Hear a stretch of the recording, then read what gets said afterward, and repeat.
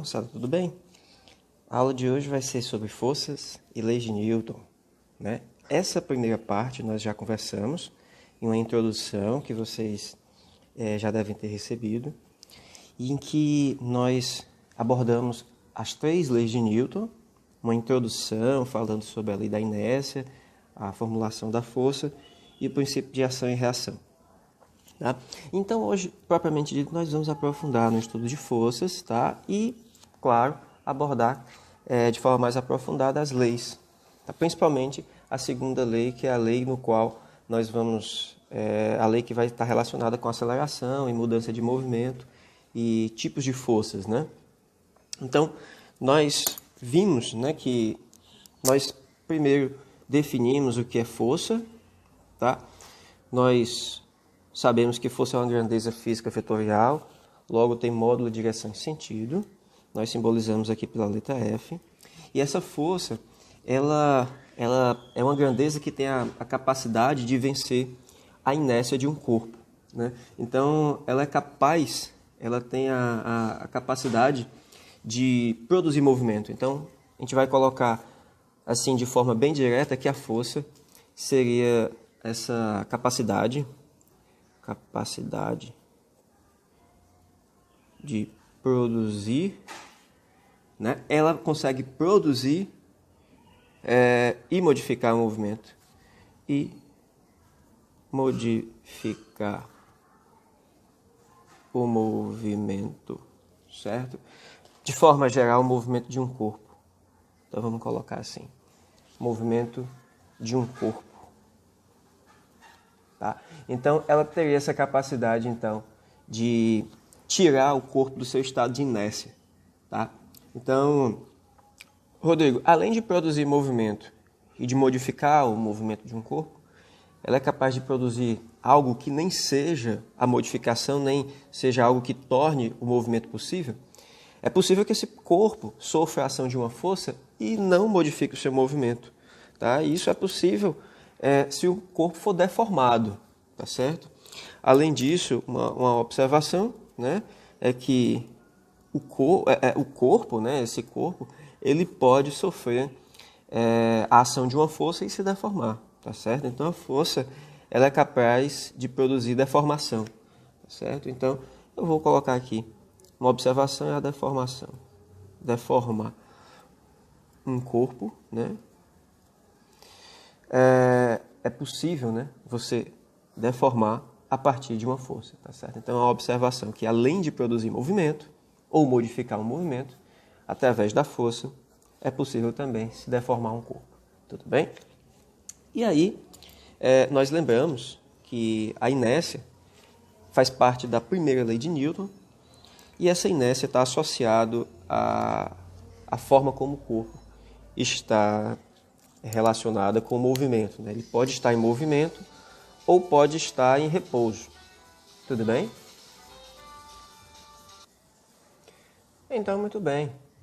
Então, a lei da inércia, ela, de forma bem geral, podemos dizer que quando a somatória de um corpo, né, como a somatória das forças sobre um corpo é nula, significa que esse corpo ele não está sujeito a uma aceleração, ou seja, a aceleração é nula. E isso significa que o corpo ele pode estar em repouso, né? O fato de a aceleração ser nula faz com que o corpo esteja ou em repouso ou em movimento uniforme. O movimento uniforme significa que a sua velocidade é constante. Tudo bem? Então, a inércia, ela diz que um corpo ele vai tender a permanecer em repouso ou em movimento uniforme até que uma força haja sobre ele. Tá? Então, a menos que haja uma força resultante, quando não houver nenhuma força, quando eu falo força, é uma força resultante, claro, esse corpo vai permanecer em repouso ou em movimento uniforme. Rodrigo, é possível que um corpo esteja sob a ação de forças e a sua força resultante seja nula? Claro, né? A força ela é uma grandeza vetorial. Então, imagine que eu tenho um corpo sobre uma superfície, um corpo de massa m, e ele esteja sobre uma superfície, né? Aqui ele pode estar sujeito a uma força horizontal para a direita e uma força horizontal para a esquerda, ou seja, uma força F1 e uma força F2. Tá? Além dessas forças, nós podemos analisar as forças relacionadas às superfícies e a força gravitacional. Em relação à força gravitacional, eu tenho verticalmente para baixo a força peso, verticalmente para cima a força normal, que tem esse nome por ela fazer um ângulo de 90 graus com a superfície, né? Ela é uma força normal, porque ela é uma força perpendicular. Tá? Então vejam que caso a força F1, né, seja igual à força F2, isso significa que a soma vetorial das duas forças seja nula, né? Se isso ocorre, então essa força resultante, né, essa força resultante é nula, fazendo com que ele não tenha nenhum movimento. Então ele está no estado de repouso, né? Ele está aqui no estado de repouso. E as duas forças verticais, né, a força normal e a força peso, como o plano aqui é um plano horizontal, essas forças também se anulam, né, de modo que a força peso mais a sua força normal também seja nula. Tudo bem? Então, não há forças sobre o corpo, forças que eu digo, forças resultantes, né? Existem forças individualmente, mas que a soma vetorial delas faz com que o corpo permaneça em repouso. Tudo bem? Então, no caso do espaço, onde um asteroide ele está sujeito a pouca ou quase nenhuma força gravitacional, quando você tem um asteroide ou um cometa e ele fica se deslocando, né? Imagine o cometa, ele tem uma cauda, né? Essa cauda geralmente ela é formada por perda de partículas, por emissão de gases, né? E aí você tem um cometa. Então vamos considerar aqui um cometa vagando no espaço, tá?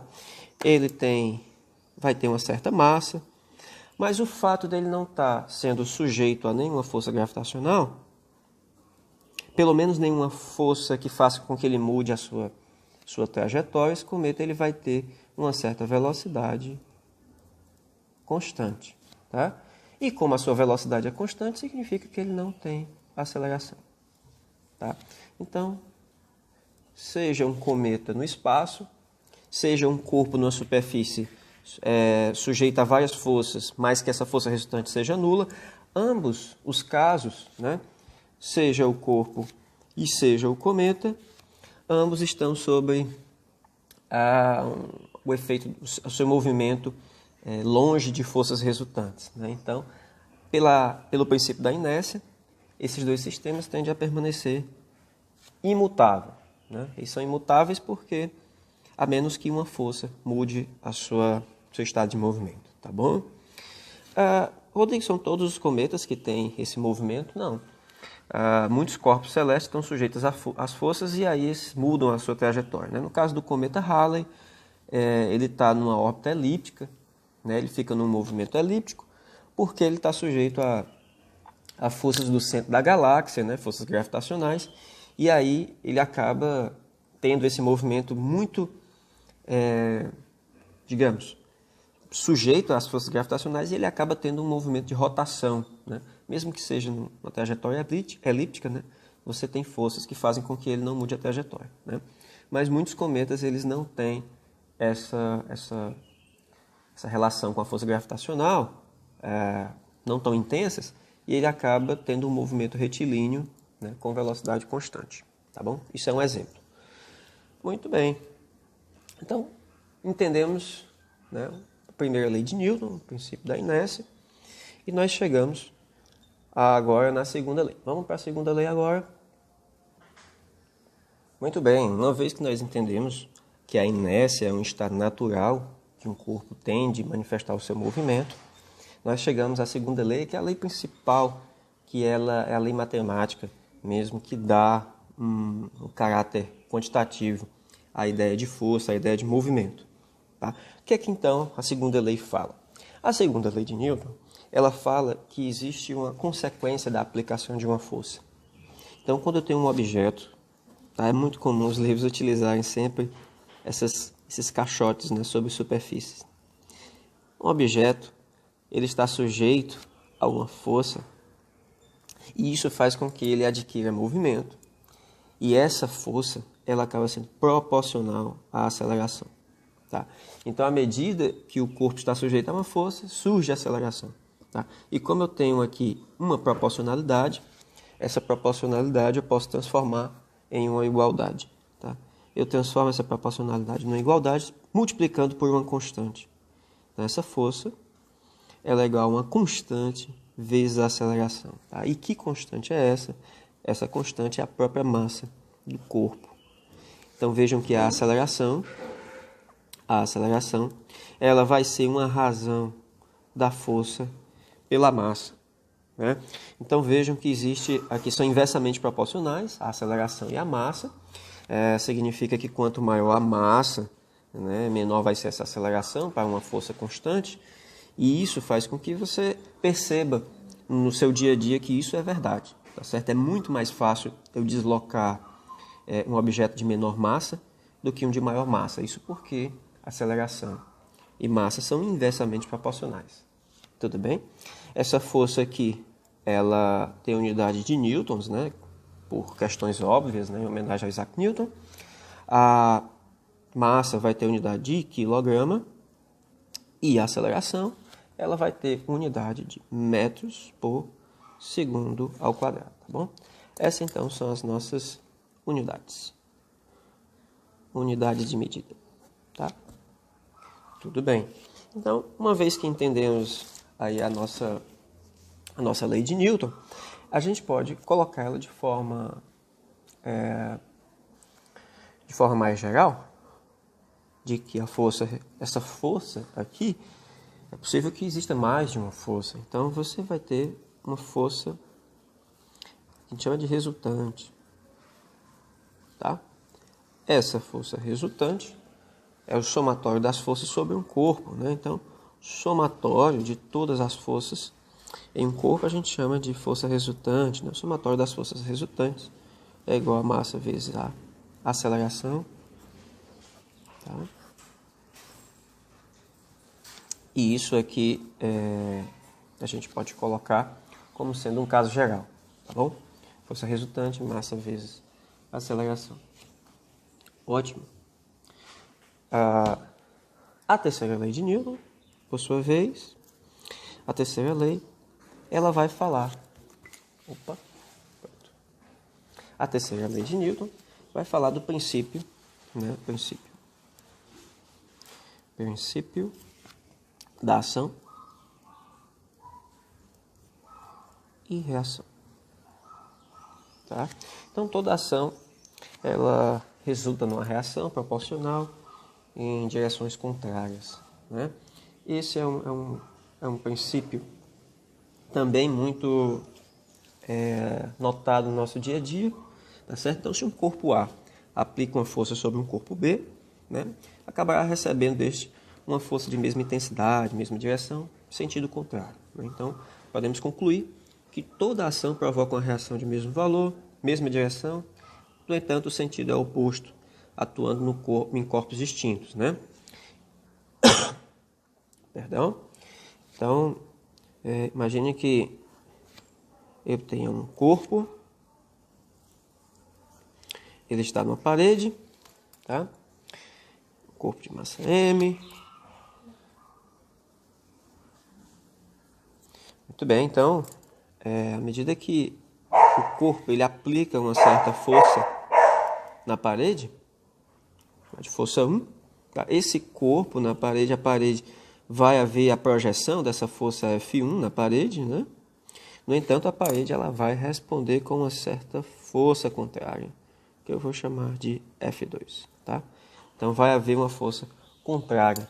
E aí você vai ter esse par de forças aqui, F1, horizontal, apontado para a direita, e o outro par da força, né? Seria a reação, uma força F2, tá certo? Então, eles têm a mesma deixa eu só corrigir aqui, porque como são forças de ação e reação, a gente tem que ter a mesma intensidade, que é o comprimento aqui o comprimento do vetor, né? Então, deixa eu só corrigir. Isso. Pronto, para ficar bonitinho. Opa, errei de cor. Muito bem. Então vejam que aqui nesse caso, somatório aqui das forças, né? Somatório da força resultante vai ser nula, né? Aqui vai ser nula, já que elas têm a mesma intensidade, no entanto, têm direções diferentes. Tudo bem? Muito bem. Então, já entendemos os 3 princípios, e aí nós podemos avançar em alguns tipos de força. A gente consegue observar que existem várias forças no nosso dia a dia que nós lidamos, né? Uma delas, vamos colocar como tipos de força. Tipos de força. Tá? Alguns livros mais antigos, eles tratam a força separando em 2 grupos. Forças de contato e forças de campo. Então, a diferença de força de contato e força de campo seria que a força de contato é necessário que haja o contato entre corpos para que haja a transmissão da força. E as forças de campo são forças associadas a campo gravitacional, campo elétrico, campo magnético. Né? Quando um ímã ele aproxima de outro ímã que tem polaridades inversas, você vai ter a atração desses ímãs, né? Se forem polaridades iguais, vai ter a repulsão, e essa força seria uma força do tipo força de campo. Hoje em dia, essa diferença entre força de campo e força de contato não é tão trabalhada assim, nos livros, porque quando você aproxima corpos no nível atômico ali, o que está havendo é realmente uma repulsão em termos de campo eletromagnético. Né? Então, quando a gente pisa no chão e o nosso sapato não afunda no chão, significa que está havendo uma repulsão dos átomos do sapato e os átomos do chão. Então, acaba que tudo acaba sendo forças de campo. Né? Mesmo as forças de contato são forças de campo num sistema microscópico. Tá bom? Mas caso vocês encontrem no livro essa definição força de contato versus forças de campo, a diferença é que é essa, né? Força de contato é preciso que os corpos estejam em contato. Então a primeira força que nós vamos exemplificar aqui é a força peso, tá? Força peso. Tá, essa força peso, ela surge por conta da atração gravitacional, né, a atração da Terra sobre todos os corpos. Né? Então vamos considerar aqui o planeta Terra. Tá?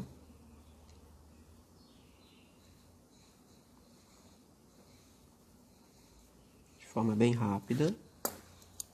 Então nós temos aqui o planeta e qualquer objeto que esteja próximo à superfície, ela vai sofrer uma atração, tá? Vai sofrer uma força de atração. E essa força,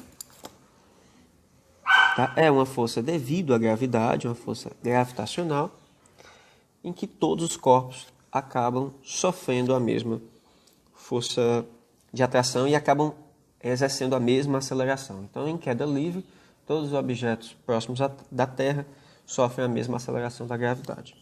Tudo bem? Então, como é que a gente mediria essa força-peso? A força-peso, tá? A força-peso, ou simplesmente o P, né? É a medida da massa vezes a gravidade. Tudo bem? Essa força aqui, como todas, ela também é vetorial, tá? Já que a aceleração da gravidade G ela é constante na Terra. Essa força-peso ela é diferente em outros sistemas planetários. Né? Cada planeta vai ter a sua força G, sua força-peso. Né? Isso porque a aceleração da gravidade vai mudar conforme a massa do planeta.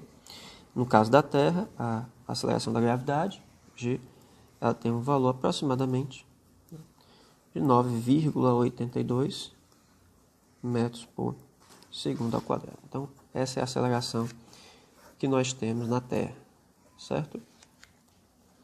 Muito bem. Pode surgir, então, uma dúvida, por que todos os corpos na Terra estão sujeitos à mesma aceleração da gravidade. Tá? Por que isso acontece? Ora, a força gravitacional, a lei da gravitação universal diz que a força da gravidade é igual a constante gravitacional igual massa da Terra vezes a massa do objeto que está ao entorno da Terra. Isso aqui dividido pela distância que esse objeto mzinho está do mzão. É muito parecido com a lei de Coulomb, né, da eletricidade, mas a lei da gravitação universal ela é anterior, é um pouco mais antiga. Então a força da gravidade é a própria força-peso, essa força aqui é a própria força-peso, ou seja, é o próprio peso, massa vezes a gravidade. Então, quando você iguala a força gravitacional com o peso, já que são as mesmas forças, você cancela aqui as massas e você vai ter que o G, tá, que é a aceleração da gravidade, é obtida a partir aqui da constante gravitacional, a massa da Terra ou do planeta que você está medindo, dividido aqui pela distância ao quadrado. Então vejam que a aceleração da gravidade, o G, ele depende muito mais aqui da massa do planeta do que da massa do objeto que está próximo dele, né, da Terra. Então seja um elefante, seja uma moeda, seja uma caneta, essa massa, por ser irrisória em relação à massa da Terra, toda a relação de força gravitacional vai estar relacionada à massa do planeta. Então, a própria aceleração da gravidade, né? Então, essa aceleração aqui, ó,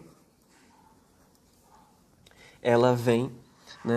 Ela surge muito mais pela força que a Terra atrai os objetos, né? De forma igual, do que da massa do próprio objeto. Então, é por isso que em queda livre, todos os objetos sentem a mesma aceleração da gravidade, né? A resposta está aqui, porque a aceleração da gravidade ela está relacionada com a massa do planeta e não com a massa do objeto que está próximo, né? Que tem massa muito mais inferior. Né? Tudo bem? Então é daí que vem a constante, né? A aceleração da gravidade. Então vamos lá, força normal. A força normal ela surge sempre que um objeto está sobre uma superfície. Então, se essa superfície ela é horizontal, você tem sobre esse corpo agindo nele a força-peso, vertical para baixo, ela surge a partir da força gravitacional. E em reação, né, pelo princípio de ação e reação, terceira lei de Newton, esse corpo, por estar em contato com a superfície ela responde com uma força vertical para cima, de mesma intensidade, no qual ela é chamada de força normal. Essa força ela tem esse nome, força normal, porque ela forma um ângulo, vou colocar aqui, formar um ângulo de 90 graus com a superfície. Tudo bem? Então, em geral, para um corpo sobre uma superfície plana, essa força normal ela vai ter a mesma intensidade do que a força-peso, né? Isso para o caso de uma superfície. Tudo bem? O mesmo não acontece, nós vamos ver logo mais, quando nós temos um plano inclinado. Um plano inclinado, o objeto que vai estar sobre o plano, ele não vai ter a força normal na mesma direção da força-peso, né? Aqui, nesse caso, está na mesma direção e os sentidos são opostos. Então, para esse caso aqui, né, a superfície horizontal, a força-peso vai ser igual à força normal. Tá? Muito bem. Muito bem. Então, além da força normal, que é uma força de reação à superfície, nós temos também forças de tração, né? Essas forças de tração são forças que estão relacionadas a correntes, a cordas, tá? Sempre em que um corpo ele está ligado a outro por uma corda, você, quando exerce a força sobre um deles, essa força ela é então transmitida pela corda ou pelo fio, tá? Então, considere aqui dois corpos unidos aqui por uma corda, tá? Esse corpo é o corpo A, corpo B, e então eu exerço uma certa força F sobre o corpo B. Essa força, por sua vez, ela acaba sendo transmitida em direção ao corpo A. Tudo bem? Então, o que você tem é que aqui vai haver uma transmissão da força de tração entre os corpos, e essa tração ela é constante, ou seja, ela tem o mesmo valor de força ao longo do fio. Isso porque essa corda a gente chama de corda ideal, tá certo? Essa corda aqui é uma corda ideal. Isso porque as cordas que a gente considera como ideais, elas não têm a massa interferindo no problema. Então, quando nós analisarmos a força resultante, né, como sendo a massa vezes a aceleração, essa massa que a gente considera aqui, força resultante igual a massa, essa massa vai ser a soma da massa A mais a massa B vezes A, né? Então vejam que não se leva em conta a massa da corda, tudo bem? Ou seja, a massa da corda ela é nula, tudo bem? Para o nosso problema, a massa da corda será nula, porque ela é considerada uma corda ideal. Então ela serve para quê exatamente? Ela serve simplesmente para transferir o movimento. Ela serve para que o corpo A se conecte ao B e haja a transferência de força entre o corpo e outro. Tudo bem? Então a massa dela não interfere, não fará parte da equação da força. Tudo bem? Bom, no estudo das forças de tração, é muito comum aparecerem problemas com polias. Tá? A polia, vou colocar aqui. A polia ela é um instrumento utilizado para mudar a direção em que a corda transmite a força. Tá? Então, isso aqui é um exemplo de uma polia. Tá? Imagine que essa polia está presa na superfície. E ela serve para que a corda, né, presa a um objeto, ela mude a sua direção. Tá? Mas a tração sobre a corda ela permanece constante se for a mesma corda. Então, quando eu tenho uma polia, ela muda a direção aqui da direção da força, né, que é a força de tração, mas a força ao longo dela permanecerá constante. Tá? Então, essas forças aqui, tá? Se eu chamar essa aqui de T1 e essa de T2, como você vai ter a mesma corda, essas trações 1, tração 2, né, será simplesmente uma certa tração T. Tá? Então, esse sistema de polias, quando você tem uma mesma corda, você vai simplesmente transferir a força de um objeto para outro. Tudo bem? Tá? Se esse é o caso, mas pode ser um outro caso em que a polia ela transfere o movimento dessa forma. Vamos considerar que a corda esteja segurando dois objetos de massas diferentes, M1 e massa M2, tá? E a polia ela vai estar presa aqui ao teto. Tudo bem? Então, a gente não vai fazer exercício. Na verdade, eu não vou fazer nenhum exercício desse agora, mas serve só para a gente mostrar a relação das forças. Então, como você tem o mesmo fio aqui conectando, né, você vai ter as forças de tração. Aqui é uma resposta.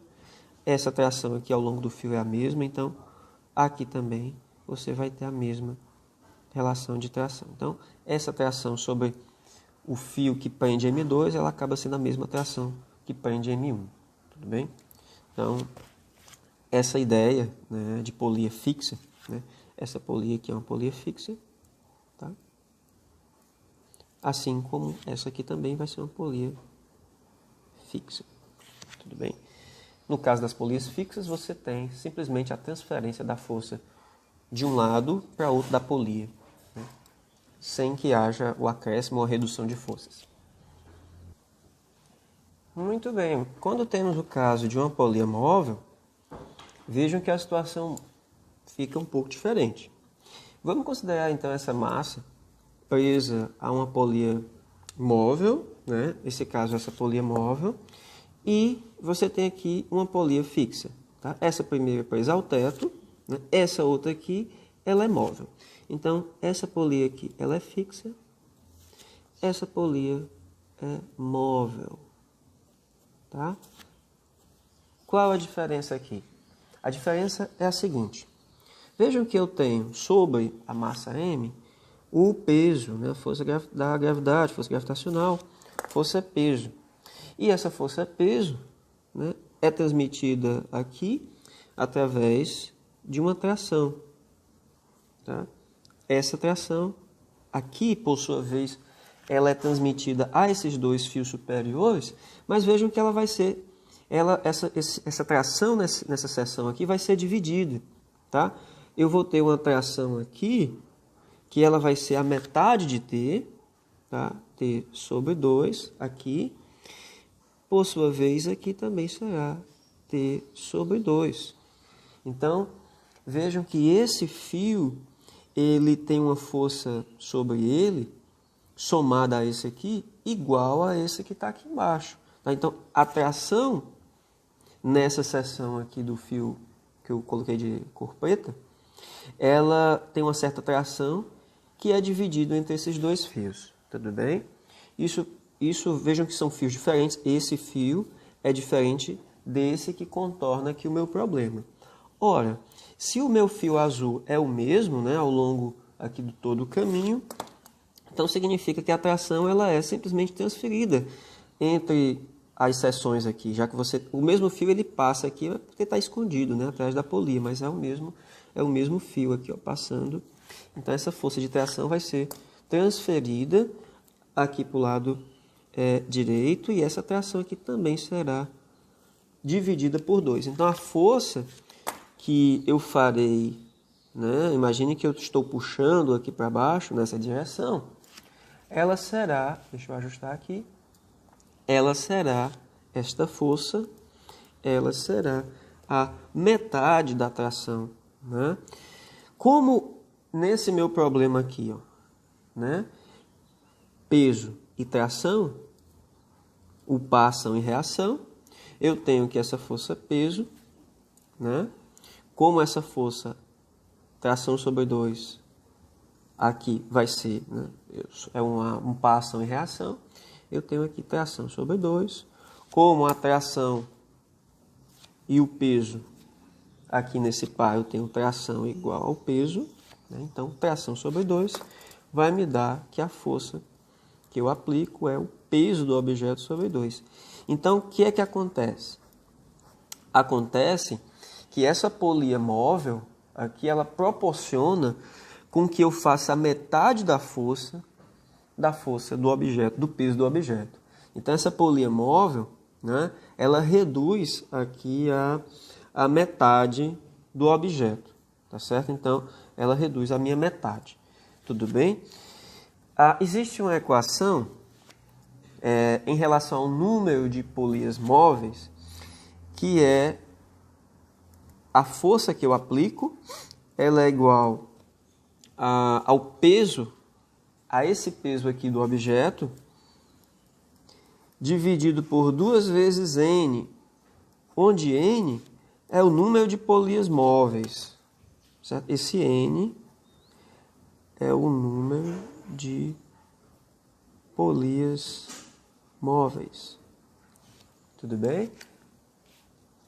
Tá, eu poderia fazer um outro exemplo agora.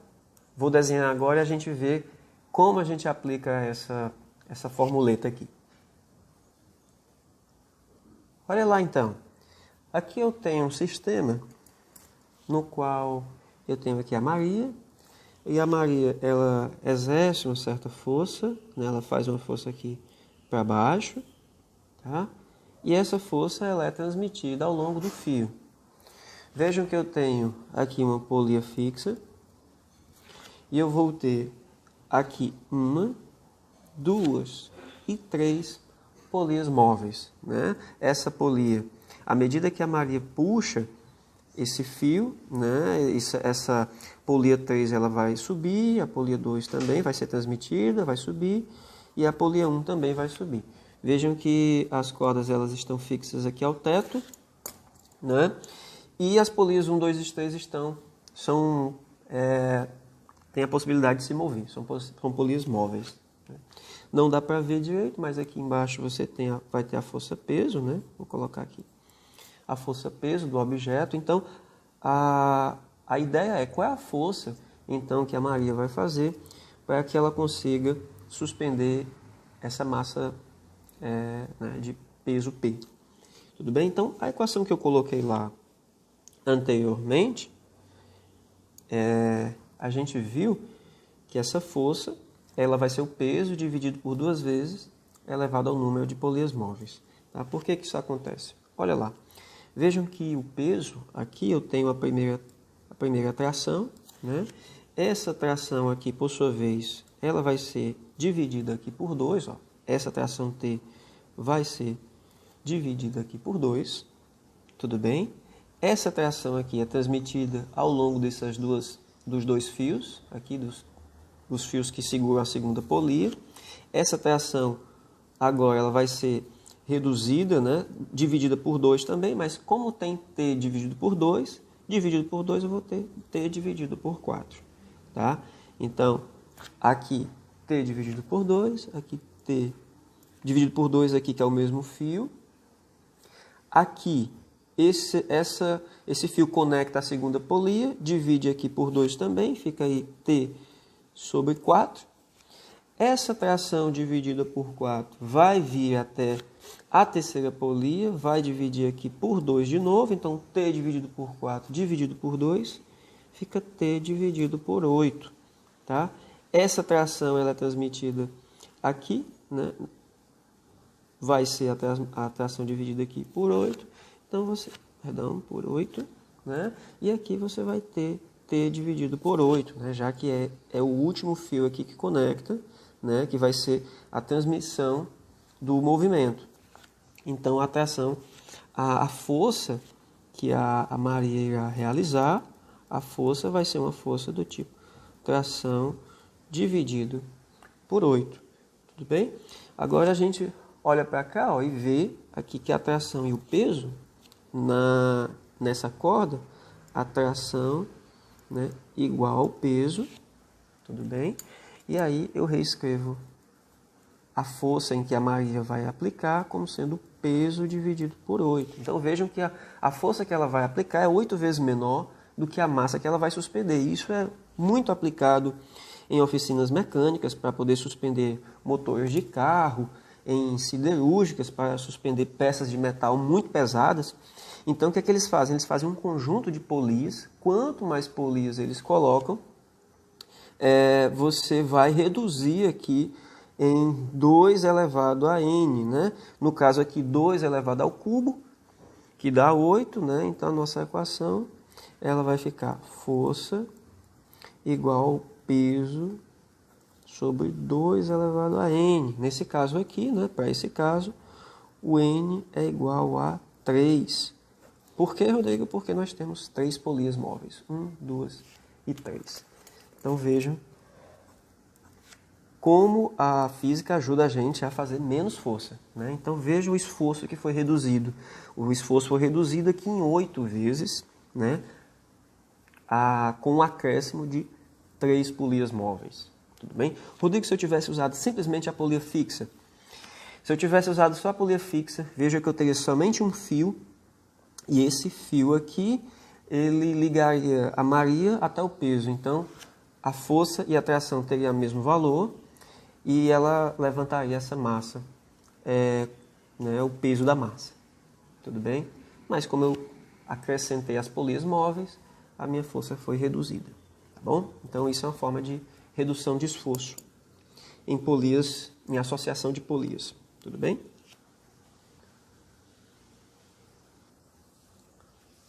Ok. Então, nosso próximo e último ponto de hoje é plano inclinado, tá? Então, considere um objeto sobre um plano inclinado, um objeto de certa massa m, tá? Ele tem uma certa quantidade de massa. Ele está sobre o plano inclinado. E esse plano inclinado, ele não tem atrito. Não existe atrito. A gente ainda não falou de forças de atrito. Tá? Então, a princípio, essa massa ela pode deslizar livremente sobre o plano inclinado. Esse plano inclinado ele está com um certo ângulo θ em relação ao horizontal, plano horizontal. E aí nós vamos analisar segundo as forças que agem, né? A gente chama de diagrama de corpo livre. Diagrama de corpo livre é a análise das forças sobre o corpo. Então, no princípio, a primeira força que nós vamos observar aqui é a força vertical apontada para baixo, que é a força peso. Né? Sempre que um objeto ele está sobre uma superfície ou livre, ele vai estar sob a ação da força peso, e essa força é sempre apontada verticalmente para baixo. Além dela, você tem a força normal. Essa força é uma força de reação, uma força de reação da superfície. Vejam que ela é normal, ela não está paralela mais ao peso, ela é sempre normal à superfície, tá? Ela forma um ângulo de 90 graus com a superfície. E aí a gente vai analisar agora as forças que agem sobre esse corpo. Tudo bem? Então eu posso projetar essa força normal logo aqui abaixo, tá? E aí você tem uma tendência natural aqui do movimento, uma tendência natural, faz com que o corpo ele tenha a trajetória ao longo do plano inclinado. Então, eu vou ter aqui essa componente de aqui, horizontal, que eu vou chamar de força, eu vou chamar de Fx, tá? Porque eu posso montar aqui um plano YX, tá? Então ela vai estar apontada aqui na direção X, eu vou só projetar essa força aqui, Fx, e vou ter aqui verticalmente, eu vou ter o que eu vou chamar de Fy, tá? Apontada aqui para baixo. Entre elas você vai ter aqui o ângulo. Esse ângulo, por semelhança de triângulo, eles têm o mesmo ângulo θ logo aqui abaixo. Tá? Então, vamos só refazer aqui o triângulo. Tudo bem? Refazendo aqui o triângulo, eu vou ter... Olha lá. Vou fazer numa escala maior para a gente entender. Eu vou ter a força Fy, perdão, força Fy, vou ter aqui o ângulo θ, vou ter o desenho não ficou muito bom. Isso aqui é a força peso. E aqui é o meu Fx. Certo? É isso. Então, esse triângulo aqui, ó. Esse triângulo eu redesenhei aqui, tá? Desculpem o peso ter ficado inclinado, ele tem que ficar vertical para baixo. Mas ele serve para a gente analisar as relações de seno e cosseno, tá bom? Então vejam que essa força normal, ela é a própria força que eu chamei de Fy, tá? Essa força normal é a força Fy. Se eu olhar para esse triângulo aqui, o valor do cosseno desse ângulo aqui, ó, o cosseno de θ, vai ser a força Fy dividido pelo peso. Tudo bem? Cateto adjacente, Fy, dividido pela hipotenusa P, que no caso é o peso. Tá? Então, como o meu Fy aqui eu só projetei a sua força normal, então o Fy e a força normal têm o mesmo valor, e eu posso obter aqui pelo produto do P vezes o cosseno θ. Tudo bem? A força Fx, por sua vez, a força Fx, como o Fx é oposto ao ângulo oposto, então será P seno de θ. Tudo bem? Então, como a força Fx é a força que vai me dar a direção aqui de movimento, ela será a própria força resultante. Tá? Então, o meu Fx será a própria força resultante. Rodrigo, por que não Fy? Porque o meu Fy aqui ele é igual à força normal, então não existe movimento nessa direção. O movimento que existe é na direção x que eu considerei aqui. Então o meu Fx é a própria força, né? Vetor Fx é a própria força resultante. Tudo bem? Então, a força resultante, por sua vez, massa vezes a aceleração. Massa vezes a aceleração. Então, Fx, que é P seno, né? Você vai ter P vezes o seno de θ igual a massa vezes a aceleração. Como o peso pode ser escrito como m vezes g, né? Massa vezes a gravidade, seno de θ, massa vezes a aceleração, tá? Aqui eu posso continuar levando aqui os vetores. Eu vou ter então que, cortando massa com massa, eu vou ter que a minha aceleração, vejam que ela não depende da massa do objeto, né? Vejam que a aceleração não depende da massa do objeto. Assim como na queda livre, né? O objeto, a sua massa não interfere na aceleração do objeto. Veja que eu tenho um seno, então, de θ. Tudo bem? Vejam que a queda livre seria um caso em que o meu θ é 90, né? Ou seja, esse plano inclinado poderia aumentar até 90 graus, então eu teria uma queda vertical. Seno de 90 é 1. Então a aceleração do objeto seria a própria aceleração da gravidade, ou seja, uma queda livre. Outra situação é o caso em que o meu θ é 0, ou seja, é um plano horizontal totalmente. Como o seno de 0 é 0, não há aceleração, né? Seria g vezes 0, então a aceleração não existiria num plano totalmente horizontal. Significa que ele ia ficar paradinho. Tudo bem? Então essas seriam as duas situações, né? Ou seja, com θ igual a 90, seria uma queda livre. Simplesmente A igual a G. É isso? E se θ fosse 0, θ igual a 0, significa que a aceleração seria 0 também. Bom, desculpa aí ter cortado. 90 graus, queda livre, plano horizontal, aceleração seria nula.